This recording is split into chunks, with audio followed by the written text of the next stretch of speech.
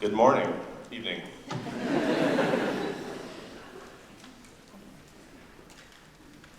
I'm trying to be careful with this because the ensemble knows that yesterday I hurt myself with it. We are so thrilled to have you out today to present Johan de Meij's first symphony, The Lord of the Rings. I hope you don't mind that I have a little sheet to read off of, because I did this talk to myself earlier today, and it ran almost a half an hour. And so I was like, no, I need to have notes, and I need to keep it to a certain length. This will be about 10.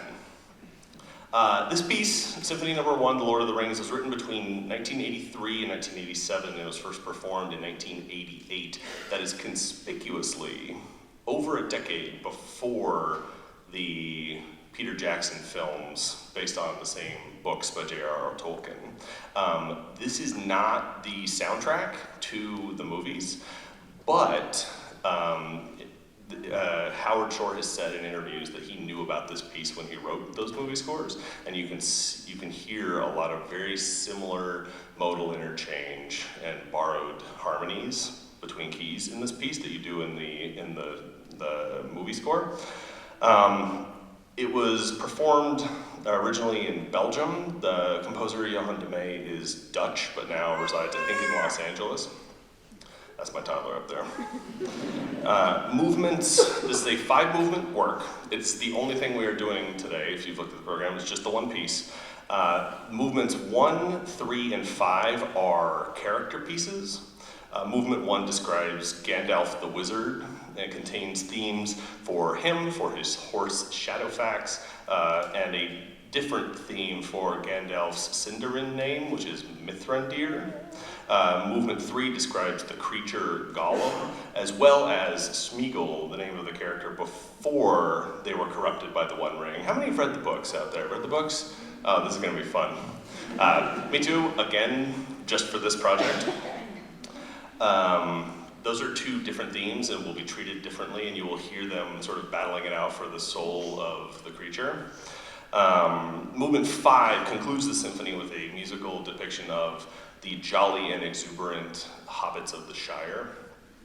Movements 2 and 4 are narrative, following the plot of their namesake chapters. They are probably not coincidentally my favorite 2 movements. The second movement, Lothlorien the Elvenwood, follows the story of Frodo being set up with the Fellowship at the House of Elrond and meeting Lady Galadriel and looking in her mirror that can show you things, past, present, and possible future. The fourth movement, The Journey in the Dark, was actually the first movement that the composer wrote back in the early 80s. And it's divided into 2 parts, the Mines of Moria and the Bridge of Khazad-dûm. The mines are cold and claustrophobic. The Fellowship, then you will hear them get pursued by orcs, get pushed to the bridge, and the encounter with the fire demon, the Balrog, after which Gandalf is thrown off the bridge and into the depths. The music for the encounter with the Balrog is the climax of the piece. It is in the middle of the 4th movement. I promise you, you cannot miss it. The symphony is written in an operatic leitmotif tradition of Richard Wagner. This is a thing that's very familiar to us now, where different musical themes and harmonic ideas relate to certain characters in a story or an opera. We're all very familiar with this because we've seen movies that are scored by John Williams, and John Williams does the exact same thing. But in the 1800s, that wasn't super common. We are presenting this work with accompanying lightscapes.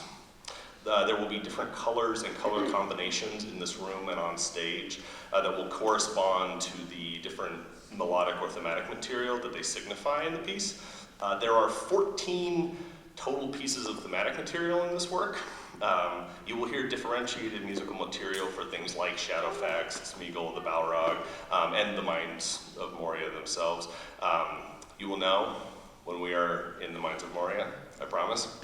But we wanted to show you a few of these themes ahead of time, both so that you can hear them and associate them with the colorscapes in the room, so that you can sort of track them through the work, if you will.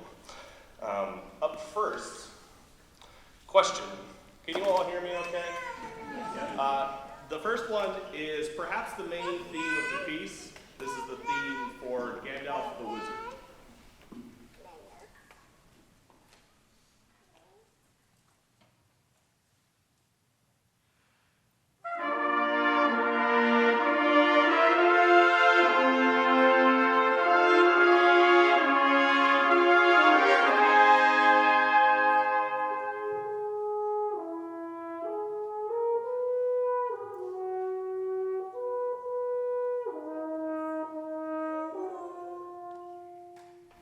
That's Gandalf.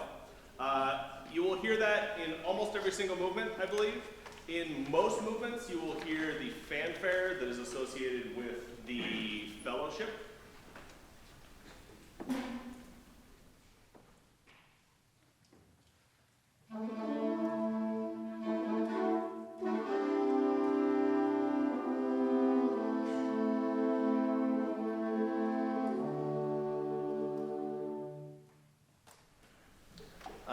In a couple of the movements, you will hear the theme for Gandalf's Sindarin name, Mithrandir.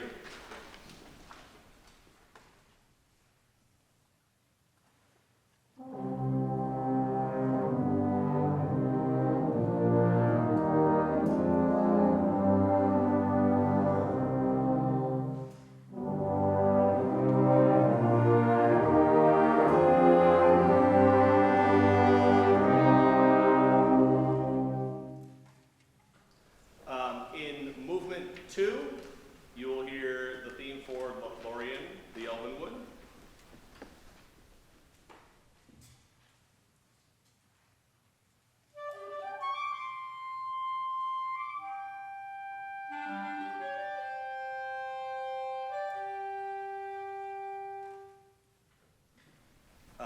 You will also hear the theme for Lady Galadriel and her mirror.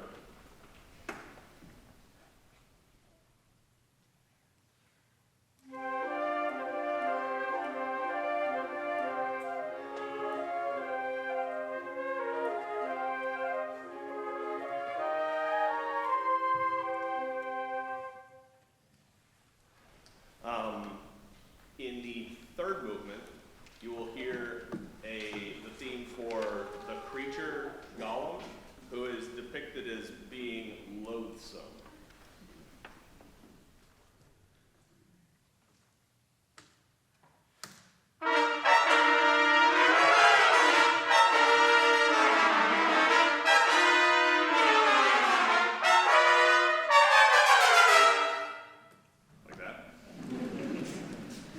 And then in the last movement, it ends quite joyously with the character depiction of the hobbits of the Shire.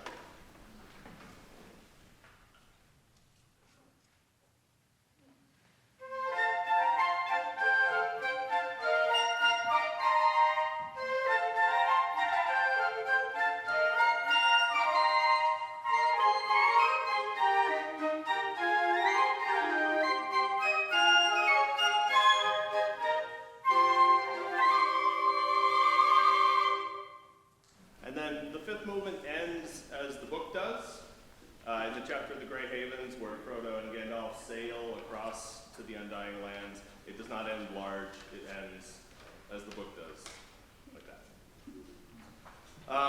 We hope so much that you enjoy this real staple of the repertoire. This is a real masterwork of the 20th century.